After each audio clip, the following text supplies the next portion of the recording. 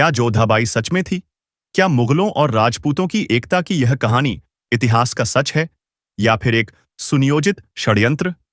अगर अकबर ने जोधाबाई से विवाह किया था, तो उसका जिक्र खुद उसकी आत्मकथा में क्यों नहीं है?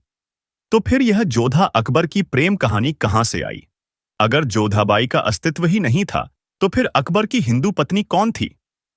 क्या एक राजपूत राजकुमारी स्वेच्छा से एक मुगल बादशाह से विवाह कर सकती थी? आज के इस वीडियो में हम इसी प्रश्नों का सही और प्रमाण सहित उत्तर को जानेंगे। वीडियो को पूरा जरूर देखें। महारानी जोधाबाई, जो कभी थी ही नहीं, लेकिन बड़ी सफाई से उनका अस्तित्व गढ़ा गया और हम सब झांसे में आ गए।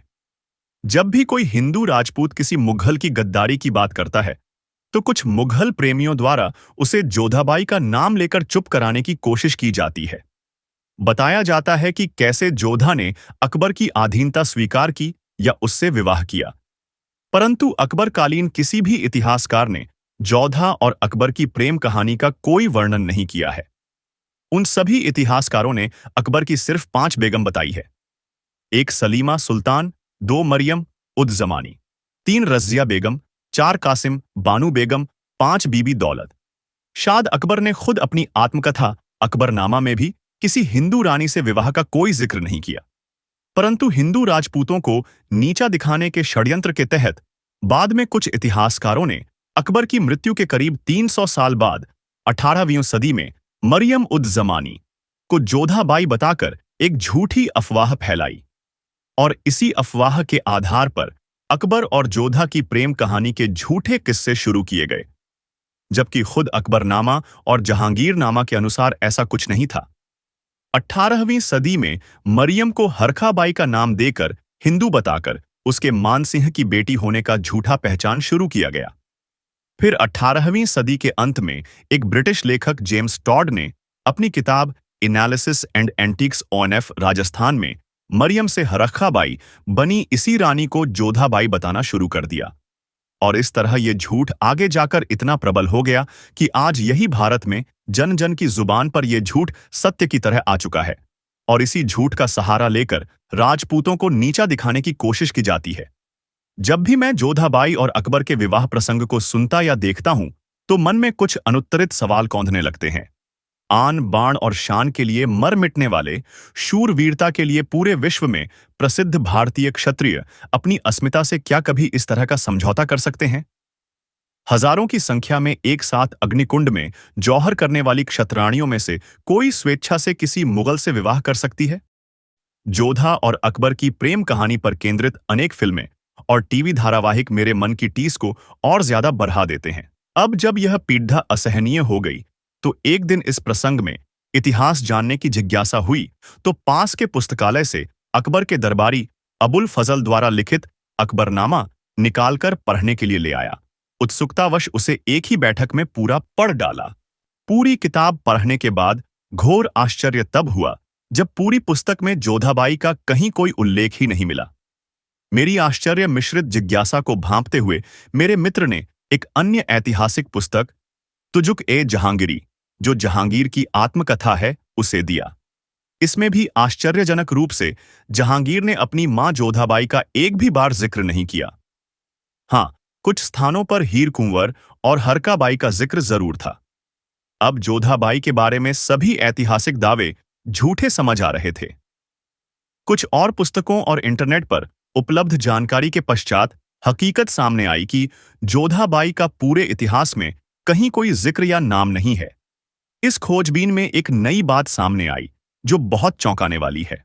इतिहास में दर्ज कुछ तथ्यों के आधार पर पता चला कि आमेर के राजा भारमल को दहेज में रुकमा नाम की एक पर्सियन दासी भेंट की गई थी, जिसकी एक छोटी पुत्री भी थी। रुकमा की बेटी होने के कारण उस लड़की को रुकमा बिट्टी नाम से बुलाते थे। आमेर की महारानी ने रुकमा बिट्टी को हीर कुंवर नाम दिया, क्योंकि हीर कुंवर का लालन पालन राजपूताना में हुआ, इसलिए वह राजपूतों के रीति रिवाजों से भली भांति परिचित थी। राजा भारमल उसे कभी हीर कुंवरनी तो कभी हरका कहकर बुलाते थे। राजा भारमल ने अकबर को बेवकूफ बनाकर अपनी पर्सियन दासी रुकमा की पुत्री हीर कुंवर का विवाह अकबर से करा दिया, जिसे बाद में अकबर ने मरियम उज जमानी नाम दिया। चूंकि राजा भारमल ने उसका कन्यादान किया था, इसलिए ऐतिहासिक पुस्तकों में हीर कुंवरनी को राजा भारमल की पुत्री बता दिया, जबकि वास्तव में वह कछवाह राजकुमारी नहीं, बल्कि दासी पुत्री थी। राजा भारमल ने यह विवाह एक समझौते की तरह, या राजपूती भाषा में कहें तो हल्दी चंदन किया था। इस विवाह के विषय में अरब में बहुत सी किताबों में लिखा है। हम यकीन नहीं करते, इस निकाह पर हमें संदेह है। इसी तरह ईरान के मल्लिक नेशनल संग्रहालय एंड लाइब्रेरी में रखी किताबों में एक भारतीय मुगल शासक का विवाह एक पर्सियन दासी की पुत्री से करवाए जाने की बात लिखी है। अकबर ए महुरियत में यह साफ साफ लिखा है कि हमें इस हिंदू निकाह पर संदेह है, क्योंकि निकाह के वक्त राजभवन में किसी की आंखों में आंसू नहीं थे और ना ही हिंदू गोद भराई की रस्म हुई थी। सिख धर्म गुरु अर्जुन और गुरु गोविंद सिंह ने इस विवाह के विषय में कहा था कि क्षत्रियों ने अब तलवारों और बुद्धि दोनों का इस्तेमाल करना सीख लिया है। मतलब राजपूताना अब तलवारों के साथ साथ बुद्धि का भी काम लेने लगा है। 17वीं सदी में जब परसी भारत भ्रमण के लिए आए, तब अपनी रचना परसी तित्ता में लिखा, यह भारतीय राजा एक पर्सियन वैश्या को सही हरम में भेज रहा है। अतः हमारे देव अहुरा मजदा इस राजा को स्वर्ग दें। भारतीय राजाओं के दरबारों में राव और भाटों का विशेष स्थान होता था। वे राजा के इतिहास को लिखते थे और विरदावली गाते थे। उन्होंने साफ साफ लिखा है, गढ़ आमेर आई तुर्कान फौज ले, ग्याली पसवान कुमारी, राण राज्य राजपूता ले ली, इतिहासा पहली बार ले, बिन लड़िया जीत। 1563 ईस्वी। मतलब आमेर किले में मुगल फौज आती है और एक दासी की पुत्री को ब्याह कर ले जाती है।